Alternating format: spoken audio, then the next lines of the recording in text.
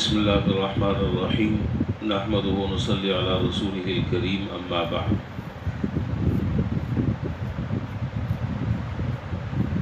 وعن عبد اللہ بن عمر رضی اللہ تعالی عنہما قال قال رسول اللہ صلی اللہ علیہ وسلم من تشبہ بقوم فہو منہم۔ حضرت عبداللہ بن عمر رضی اللہ تعالی عنہما سے یہ روایت مروی ہے اور وہ روایت کرتے ہیں جناب نبی کریم صلی اللہ علیہ وسلم سے۔ آپ نے ارشاد فرمایا کہ جس شخص نے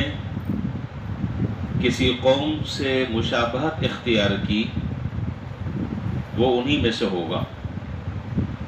جس شخص نے کسی قوم کی مشابہت اختیار کی وہ انہی میں سے ہوگا۔ ہم مسلمانوں کو جناب نبی کریم صلی اللہ علیہ وسلم کی طرف سے ظاہری اور باطنی اعتبار سے جو کامل اور مکمل اور فطری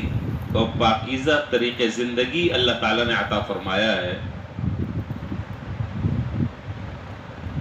اگر اس طریقے کو اور اس دین کو اور اس شریعت کو اور ان احکامات کو چھوڑ کر جو ایک نیچرل ہے، فطری ہے، فطرت کے قریب تر ہے، اس کو اگر کوئی بدنصیب چھوڑ کر کسی اور قوم کے نقل و حرکت اور مشابہت اختیار کرتا ہے، خواہ وہ اخلاق اور اطوار میں ہو یا افعال اور احوال میں ہو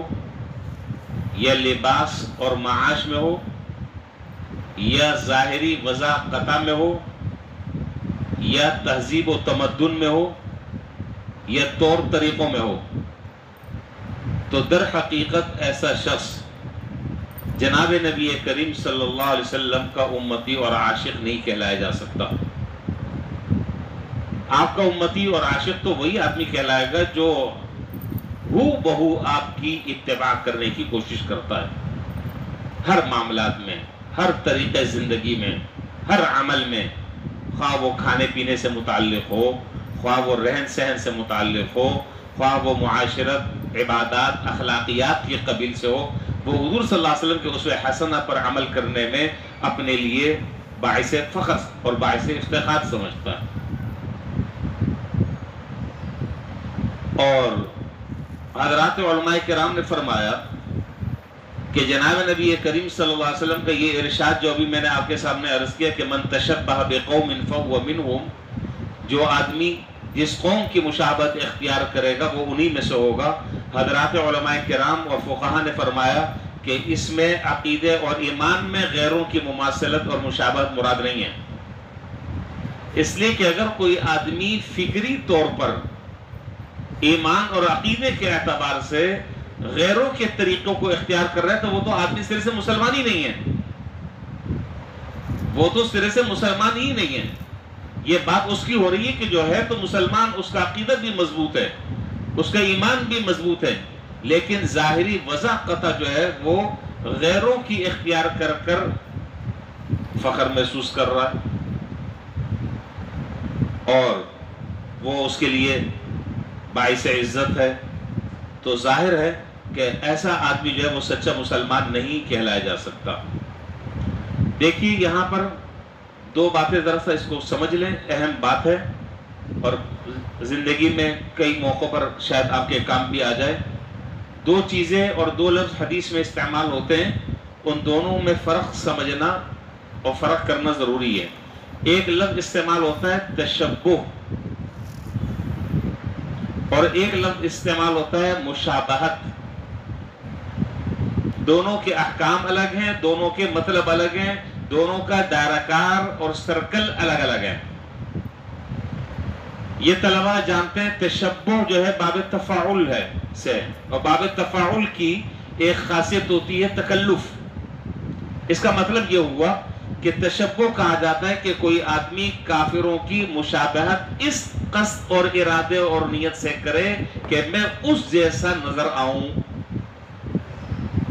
میں دوبارہ پھر میں عرض کر دیتا ہوں جملہ۔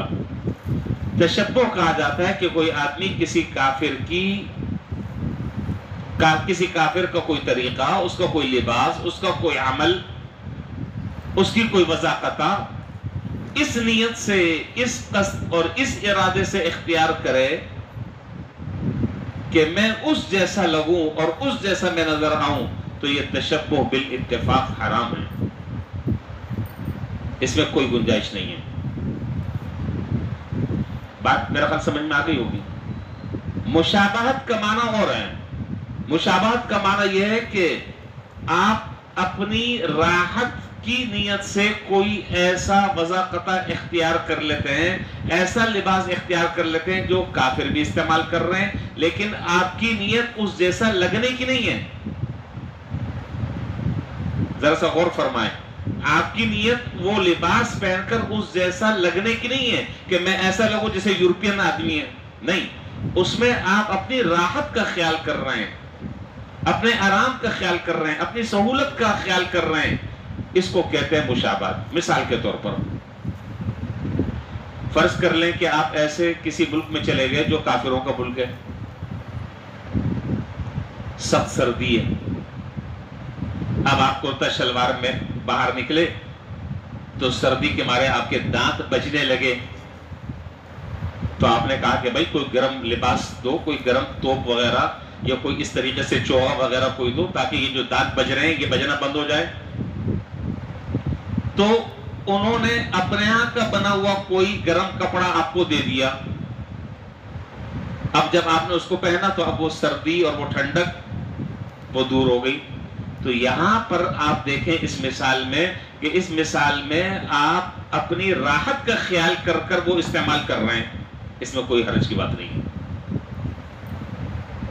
آپ اس لیے نہیں پہن رہے کہ میں اس جیسا پہن کر لگوں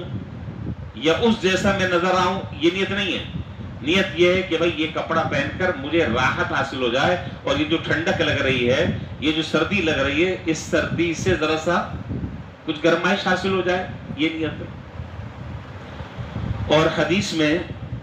جناب نبی کریم، روایات میں کہ جناب نبی کریم صلی اللہ علیہ وسلم نے غزوہ تبوک کے موقع پر جناب نبی کریم صلی اللہ علیہ وسلم نے ایک جبہ پہنا جس میں حدیث کے الفاظ ہے کہ جبتن رومیہ ضیقت الکمین، آپ نے ایک رومی جبہ پہنا جس کی دونوں آستینیں بڑی تنگ تھیں۔ اب آپ دیکھیں کہ وہ رومیوں کا بنا ہوا ہے، وہ غیر مسلم ہے، لیکن جناب نبی کریم صلی اللہ علیہ وسلم نے کسی وجہ سے وہ استعمال فرمایا تو اس میں کوئی قباحت نہیں ہے۔ تو معلوم یہ ہوا کہ مشابہت اور چیز ہے اور تشبہ اور چیز ہے۔ تشبہ کے اندر آدمی کی نیت ہی نہیں ہوتی ہے کہ میں یہ کام کروں، یہ کپڑا پہنوں، یہ لباس اختیار کروں، اپنی ظاہری شکل ایسی وضاقتہ اختیار کروں جیسے غیر مسلم اختیار کر رہا ہے، یہ بالاتفاق حرام، ناجائز ہے، گناہ ہے۔ ایسے آدمی کے لیے یہ وعید ہے جو میں نے ابھی حدیث میں ذکر کی۔ اب محرم شروع ہو گیا، یہ تو اتفاق ایسا ہے کہ آج یہ روایت بھی آ گئی، تو لگے ہاتھوں میں آپ کو یہ بات ہی بتا دوں۔ اب ایک مخصوص طبقہ جو ہے وہ ان دنوں میں کالا کپڑا پہنتا ہے۔ اب ایک آدمی جو ہے وہ سنی ہے، ظاہر ہے کہ کالا کپڑا پہننا کوئی حرام نہیں ہے، کوئی منع نہیں ہے، کوئی ناجائز نہیں ہے، لیکن کیا ان 10 دنوں میں اگر کوئی آدمی اس نیت سے پہن رہا ہے تاکہ میں اس جیسا لگوں، تو آپ فرمائیں کیا حکم ہے ایسے آدمی کے لیے؟ حرام ہے، ظاہر ہے، اس لیے کہ وہ یہ استعمال کر رہا ہے اس نیت سے تاکہ میں ان جیسا لگوں، مجھے بھی لوگ یہ سمجھیں کہ یہ بھی انہی میں سے ہے، تو پھر قیامت کے دن بھی پھر وہ آدمی انہی میں سے ہوگا۔ بھائی 10 دن کے بعد بھی اگر کوئی آدمی کالا کپڑا پہنتا ہے، 365 دنوں میں کسی دن بھی پہنتا ہے، تو اس میں کوئی حرج کی بات نہیں ہے۔